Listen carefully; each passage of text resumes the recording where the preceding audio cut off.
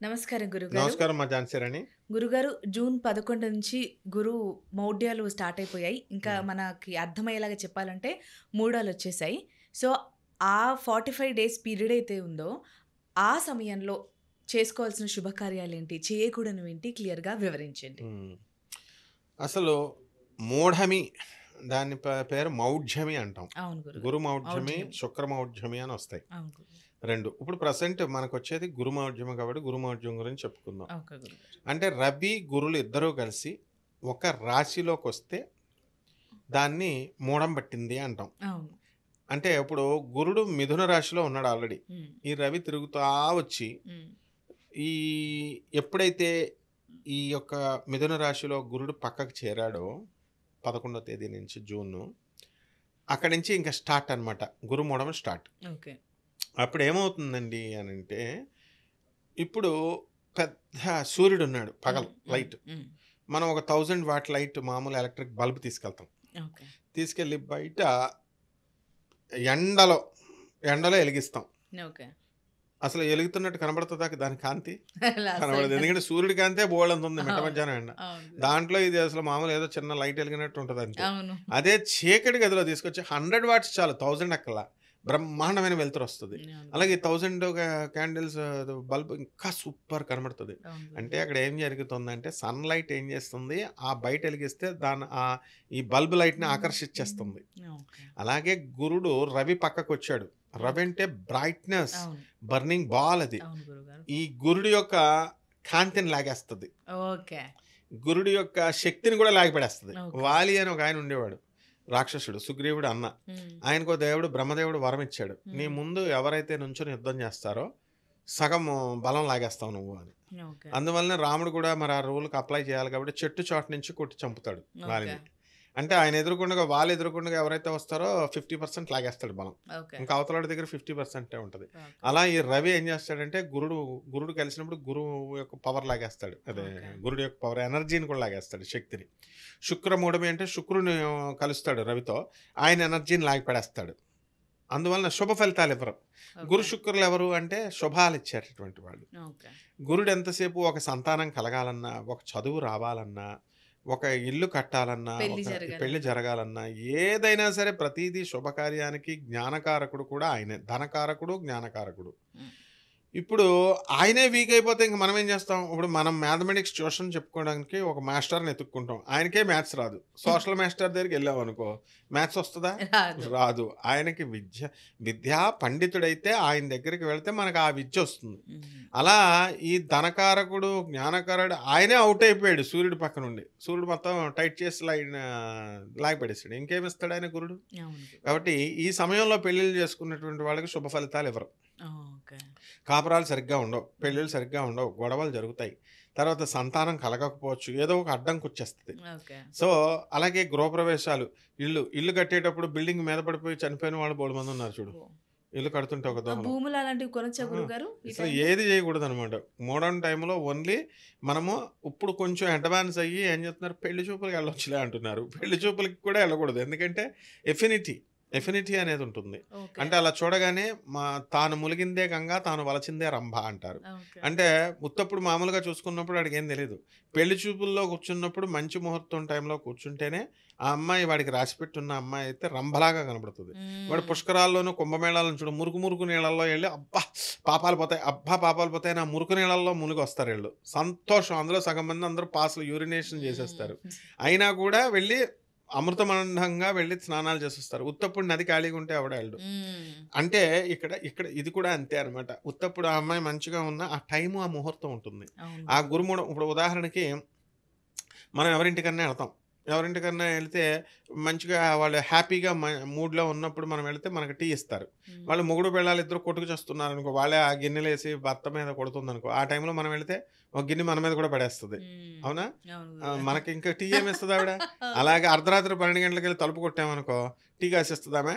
ఇది ఎవరు? అలాగా టైముంటది. గురుడు ఓకే. ఎప్పుడు మంచి హ్యాపీగా, మంచి మంచి టైంలో ఉంటాడో ఆ టైంలో మనం పెళ్లి చూపులు చూసుకుంటే ఒకళ్ళొకళ్ళు ఎఫినిటీ ఉంటుంది, అవును గురుగారు. అట్రాక్షన్ ఉంటుంది. జాతకాలు కూడా చూపించినప్పుడు గురుబలం బాలేదు, ఆ, ఇప్పుడు జరగదు పెళ్ళిళ్ళు అని అంటారు. చెప్తుంటారు. మెయిన్ గురుబలం అనమాట. అందువలన గురుడు ధనాన్ని ఇస్తాడు.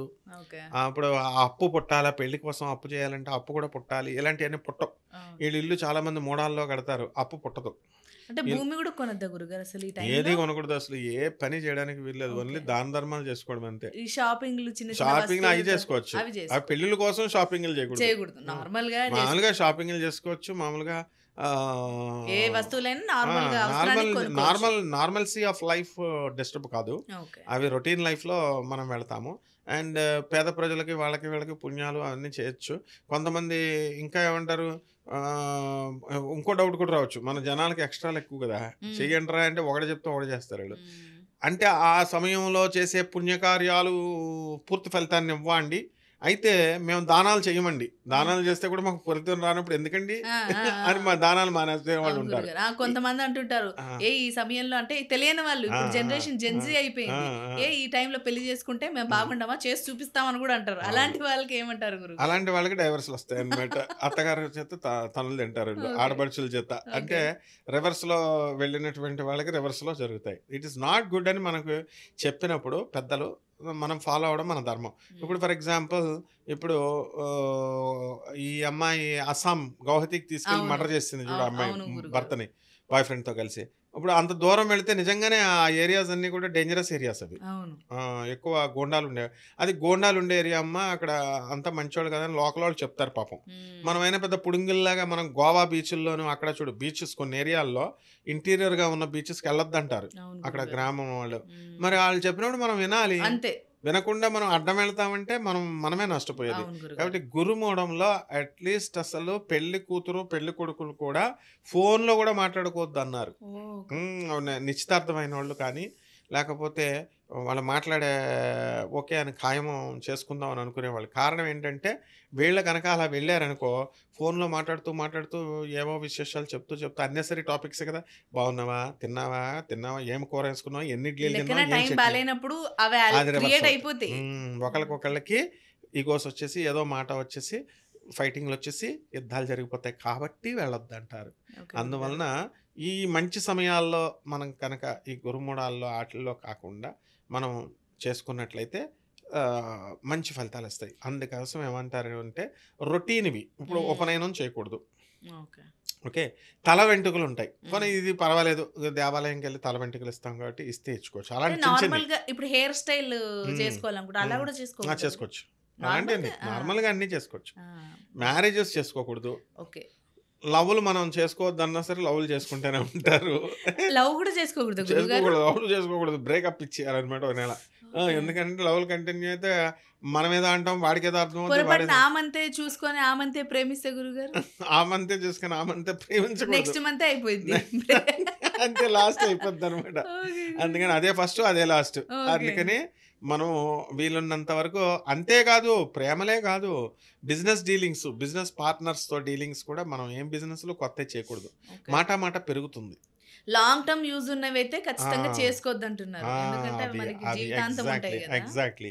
చిన్న ఐస్ క్రీములు కొనుక్కోవడాలు, చాలా బిర్యానీలు తినడాలు, పిజ్జాలు, హెయిర్ స్టైల్, ఐబ్రోలు అవన్నీ మామూలుగా చేసుకోవచ్చు. అందుకని తల వెంట్రుకలు మొక్కులు ఇచ్చుకోవచ్చు, దేవాలయాలకు వెళ్ళొచ్చు.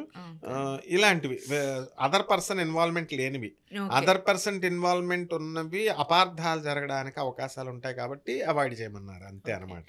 గురుగారు, ఇంకొకటి ఆషాఢ మాసంలో మెయిన్ గా కొత్తగా పెళ్ళైన పెళ్లి కూతురు పెళ్లి కొడుకు ఎవరైతే ఉంటారో తనని, ఆ అమ్మాయిని పుట్టింటికి పంపించేస్తారు, ఒకే దగ్గర ఉంచుద్దంటారు. దానికి మెయిన్ రీజన్ గురుగారు?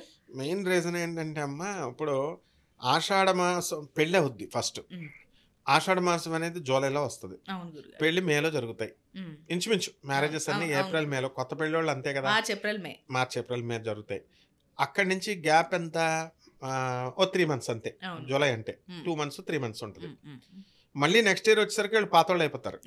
ఓకే, కాబట్టి ఇక్కడ ఏమవుద్దంటే తల్లి మీద ఒక పుట్టింట్లో పెరుగుద్ది ఆడపిల్ల. అవును గురుగారు. పాపం అస్తమానం వెళ్తానంటే వీళ్ళ పంపరు అత్తగారు, మామగారు వాళ్ళు. అవును గురుగారు. కరెక్ట్. ఆ విధంగా పండితులేంటంటే ఇంటిమెసీ తల్లిదండ్రులని స్లోగా మర్చిపోద్ది ఈ పిల్ల. హ్మ్. వీళ్ళు ఏదో ఒక వంక పంపమంటే కుదరదంటారు కాబట్టి కంపల్సరీ చేశారు పండితులు. ఓకే. ఇలా అయితే పంపుతారు అని. హ్మ్. యెస్ యూ సెండ్ హర్ అని అన్నప్పుడు వాళ్ళు వెళ్తారు.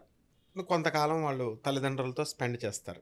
స్పెండ్ చేసి ఆ తర్వాత మళ్ళీ మామూలుగా వస్తారు. హ్మ్. ఓకే. ఇదొక పద్ధతి. హ్మ్. రెండవదేంటంటే వీళ్ళు ఎంత న్యూలీ మ్యారీడ్ కపుల్ అన్నా కొత్తగా పెళ్ళైనోడు పొద్దెరగడని ఒక సామెత ఉంది. అవును గురుగారు. అందువలన వీడేం చేస్తాడంటే వాళ్ళు వాళ్ళు అతి ప్రేమను చూపించుకుంటా ఉంటారు. హ్మ్. పెళ్ళైన కొత్తలో చూడు చేతులు రాసుకుంటూ, భుజాలు రాసుకుంటూ, ఫోన్‌లు 100 సార్లు చేసుకుంటూ పెద్ద బిల్డప్‌లు చేస్తారు.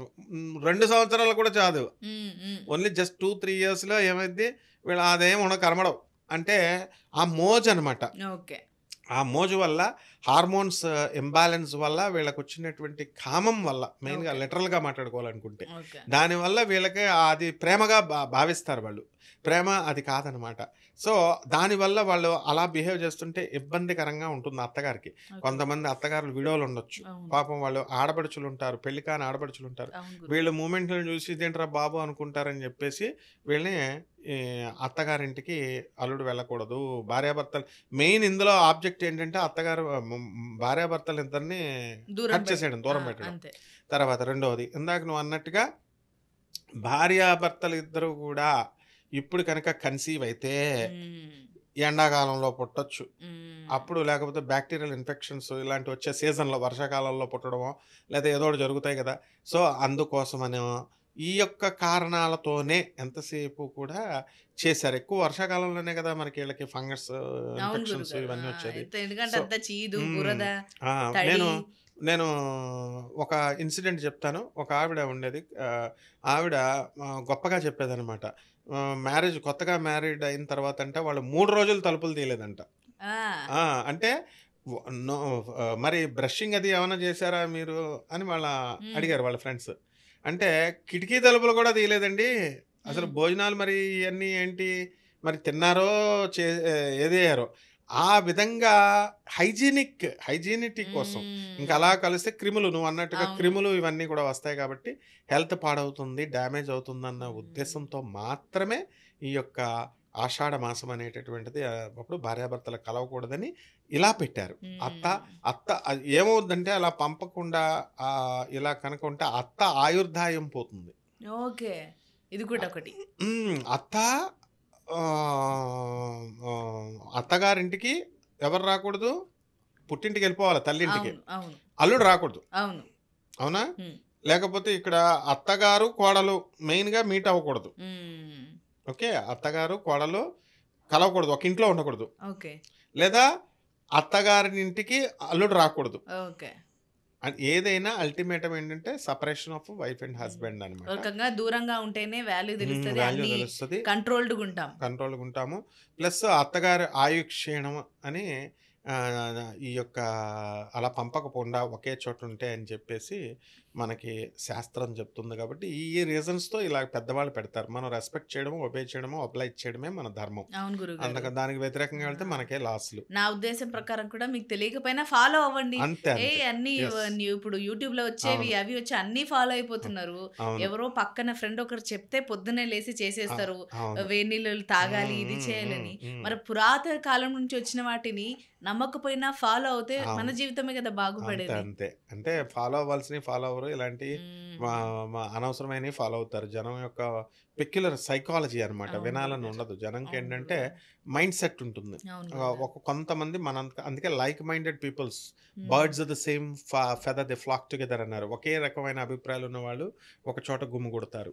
వేరే వేరే అభిప్రాయాలు ఉన్నవాళ్ళు వినరు. వాళ్ళకి వాళ్ళ మైండ్ సెట్ తప్పుడు సలహాలు ఇచ్చే వాళ్ళతోనే వాళ్ళు తిరుగుతారు. ఆ విధంగా ఆ! ఉంటుంది. ఈ మధ్య సినిమా కూడా వచ్చింది కదా! గురుగారు 'హిట్ 3' అని. అవును. అందులో వాళ్ళు సైకోలాగా ఉండే వాళ్ళందరూ ఒక ఆ! గ్రూప్‌గా ఏర్పడేవారు. నేను కూడా చూసానది. ఆ! సైకోల కింద ఉండి అక్కడ ఆ! అంతా చేసుకుంటా ఉంటారు ఇంగ అలా మంచి. ప్రోత్సహించుకుంటూ పోతే వాళ్ళు ఆ! పెరిగిపోతారు గురువుగారు. అవును. అవును. అంతే. ఎనీవేస్ గురుగారు ఆషాఢ మాసంలో పాటించాల్సినవి వాటి గురించి చాలా చక్కగా వివరించారు గురుగారు. ధన్యవాదాలు. ధన్యవాదాలమ్మా.